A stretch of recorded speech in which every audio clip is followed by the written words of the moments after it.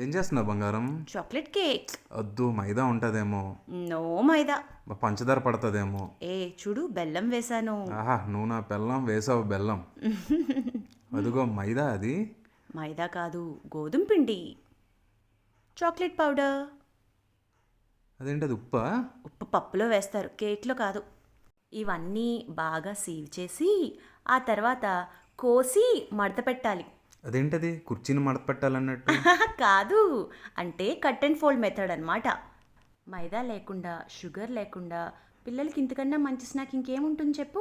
అవును, ఇలా మైదాతో చేసిన దిల్ పసందులు, దిల్ కుష్లు లాంటివి తినకుండా పోతే కొన్ని సంవత్సరాల తర్వాత మంటిల్లు అని చెప్పినట్టు ప్రేగుల మధ్యన మైదా పిండి ఉన్నదా, మైదా పిండి మధ్యలో ప్రేగులు ఉన్నాయా అర్థమైతే లేదు డాడీ నాకు అన్నట్టు ఉంటుంది.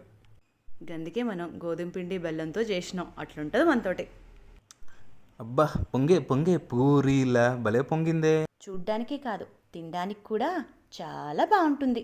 బెల్లం వేస్ట్ చేసినా పంచదారతో చేసినట్లే టేస్ట్ ఉంటుంది.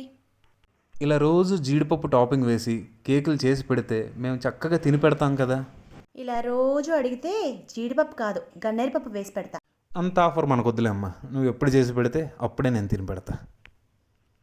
అలారా దారికి చూడు, ఎంత మెత్తగా ఫ్లఫీగా వచ్చాయో. పద వెళ్ళి తిందాం.